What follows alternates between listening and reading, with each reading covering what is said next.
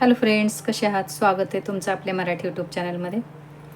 उद्या महाशिवरात्री आहे ना, तर साबुदाणा भिजत घालते मी. हे बघा, हा 1 किलो साबुदाणा आहे. 1 किलोपेक्षा मुठभर जास्तच असेल. आता तुम्ही म्हणाले एवढा इतका साबुदाणा कशासाठी, तर मी ते उद्या सांगेन तुम्हाला.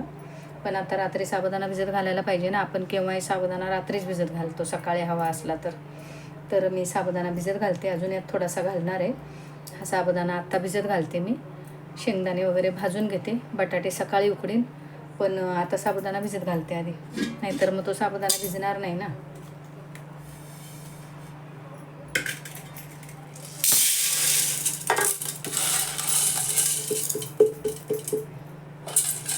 हा निवडून म्हणजे बघून घेतलेला, साबुदाण्यामध्ये तसं काही नसतं, पण तरी पण म्हणजे मी नजरेखालून घालूनच घेतला होता. पण तो फक्त दाखवण्यासाठी म्हणून. हे बघा, हा कुकरचा डबा आहे ना, हा 1 किलोचं माप असतं. मी धान्य वगैरे कोणतंही मोजण्यासाठी हा डबा वापरते, म्हणून मी मोजण्यासाठी म्हणून मी त्यात साबुदाणा घालून घेतला होता. त्यात अजून थोडासा घालते, म्हणजे 1.25 किलो वगैरे होईल. आणि मग शेंगदाणे पण भाजून घेणार आहे. आधी हा साबुदाणा भिजत घालते.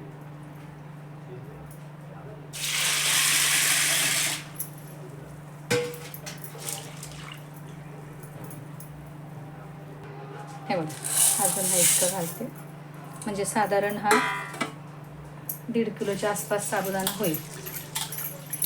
पाणी काढून घेते, दुसरं थोडंसं पाणी घालून धुवून घेते.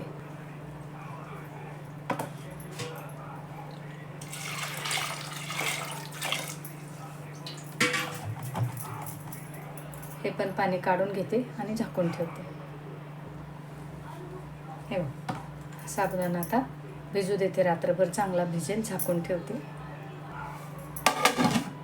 ठेवते आणि शेंगदाणे भाजून घेते आता, म्हणजे कसं गार होतील ना, मग कूट करता येईल. बटाटे मात्र सकाळी उकडणार आहे.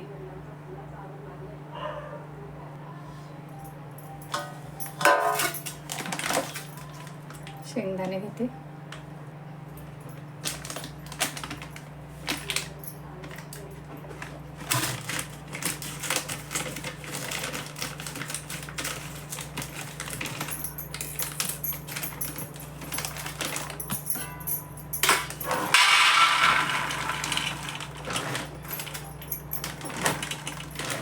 अर्धा किलो शेंगदाणे निवडून घेते. जरा एखादा खवट वगैरे असतो, हे बघा, आधी निवडून घेते आणि मग भाजून घेते.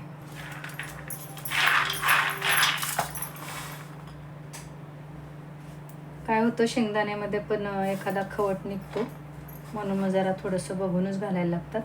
हे बघा, शेंगदाणे भाजून घेते मी.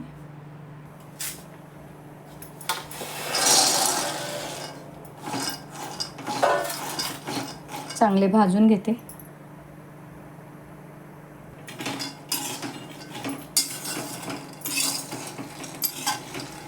आता रात्री शेंगदाणे भाजून वगैरे गार करून ठेवले, मग कूट करता येतं.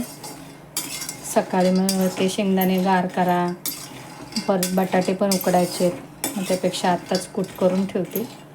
निदान भाजून तरी ठेवते, म्हणजे मग गार होतील.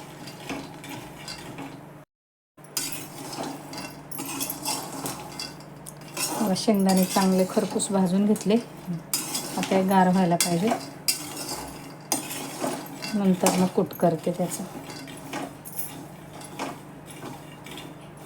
रात्री आपण साबुदाणा भिजत घातला होता ना, हा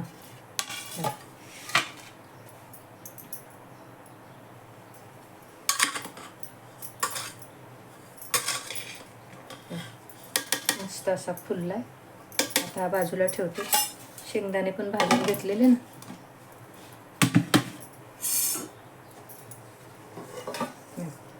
शेंगदाणे गार झाले तर हे चांगले याची सालं काढून कूट करून घेते. हे 1.5 किलो बटाटे हे कुकरमध्ये घालून उकडून घेते.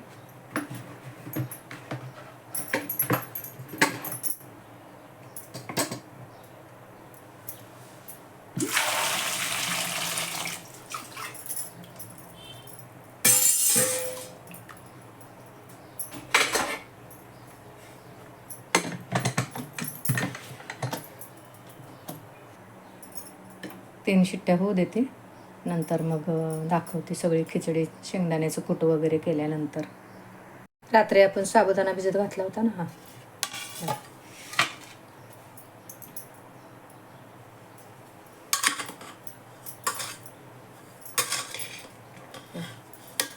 असा फुलला आहे. आता बाजूला ठेवते. शेंगदाणे पण भाजून घेतलेले ना.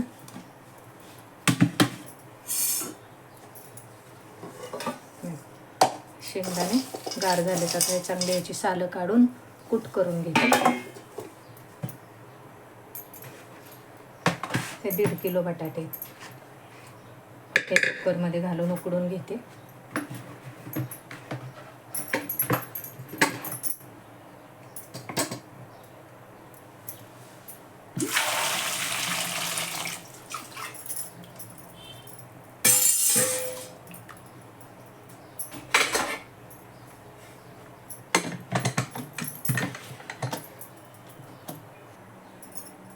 तीन शिट्ट्या होऊ देते.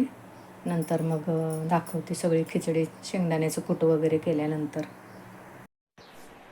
कुकरच्या 3 शिट्ट्या झाल्या बघा. वाफ जाऊ दिली चांगली. आता हे बटाटे सोलून घेते.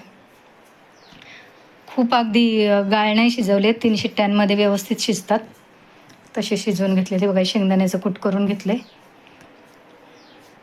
आता खिचडी परतायला घेते. या मिरच्या घेतल्यात बघा, लवंगी मिरची, कारण तिथं लहान मुलं पण खूप असतात ना, त्यामुळे जरा कमी तिखटच करायचं आहे मला. बटाटे सोलून घेते सगळे. हे बघा सगळे सोलून घेतले. आता चिरून घेते बटाटे. आणि हे जे बघा बटाट्याची सालं राहिलीत ना, ही मी फेकून नाही देत, हे झाडांमध्ये घालते.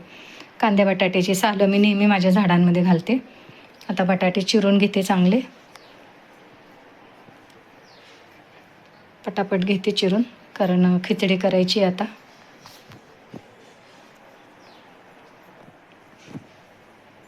हे बघा बटाटे सगळे चिरून घेतले.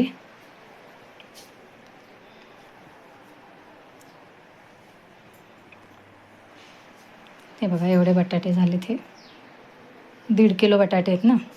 हे मोठं पातेलं ठेवलं आहे, कारण कढईत वगैरे होणार नाही. माझ्याकडे खूप मोठी कढई आहे, पण म्हटलं चला पातेल्यातच करावं. इथं मी तेल घालते बघा. एक मोठी वाटी तेल घातलं. अजून थोडंसं वर घालते. मी तेलच वापरते खिचडीला वगैरे. स्वच्छ तेल असतं माझं. म्हणजे आम्ही असं खरकट हात वगैरे अजिबात लावत नाही. उपवासासाठी वापरतो तेल. मीठ मी व्यवस्थित चांगलं ठेवते नेहमी. मिरची घातली त्यात. बरेच जण तूप वापरतात, पण मी आता तेलच वापरते. मी एरवीसुद्धा तेलच वापरते. मीठ त्यात घालते बघा. तेलामध्येच मीठ घालते मी, म्हणजे कारण मीठ सगळं चांगलं लागतं. बटाटा घालून घेते आता त्यात. नेहमीसुद्धा एरवी पण खिचडीमध्ये ना तेलात बटाटा आधी परतून घ्यायचा चांगला. मग तो सगळा चांगला छान तिखट मीठ खिचडीला लागतं. म्हणजे मी तरी अशी करते.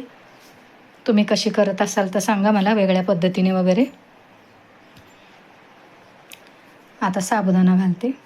शेंगदाण्याचं कूट मी नेहमी शेवटी घालते.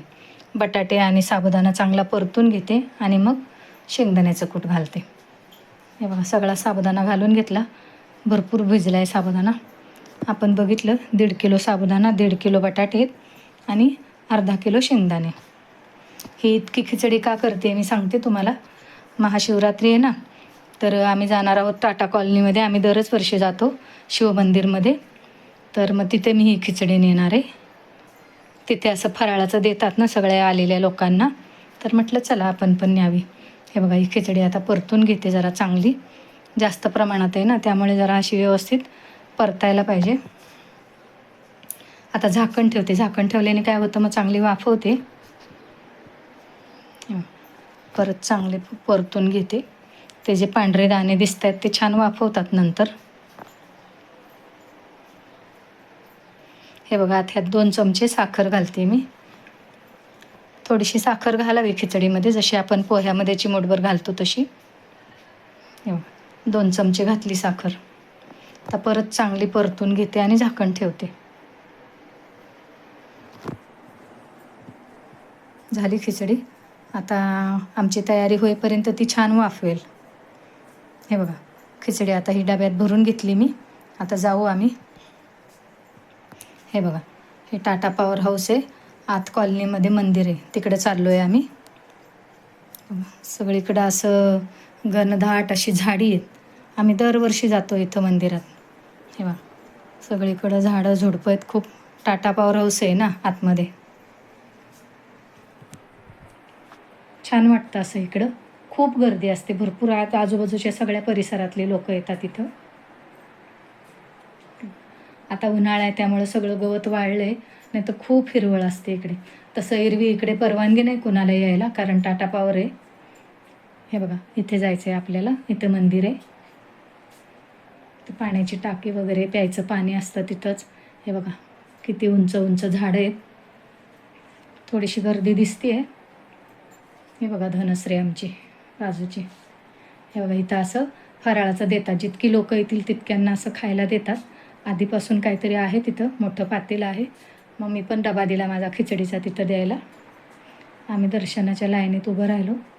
थोडी गर्दी आहे, नंतर वाढते गर्दी. हे बघा अजून दुसरं पातेलं आलं. नंदी महाराज. हे बघा हे आमचे शेजारचे भाऊ आहेत. ते वाटप करतायत तिथं फराळाचं सगळ्यांना. बटाट्या शेंगदाण्याची उसळ आहे. हे बघा हे मंदिर आहे. मंदिर छोटंसं आहे पण खूप छान आहे, खूप छान आहे. आणि इतकं मन रमतं तिथं. आजूबाजूचा परिसर पण खूप छान आहे.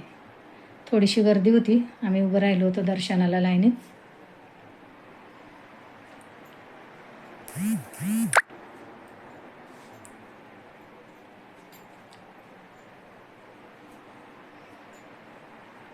दर्शन करून बसलो आम्ही इकडे. मैदान आहे चांगलं, वर असं चौथरा बांधलेला आहे लोकांना बसण्यासाठी. सतरंजा वगैरे घातलेल्या असतात. तिथं आम्ही पण थोडं थोडं खाल्लं फराळाचं. हे बघा पूर्ण परिसर असा आहे. निघू आता आम्ही थोड्या वेळाने. हे बघा निघू आता. चला तर तुम्हाला आजचा व्हिडिओ कसा वाटला कमेंट करून सांगा. आवडला तर नक्कीच लाईक करा, शेअर करा, सबस्क्राईब करा.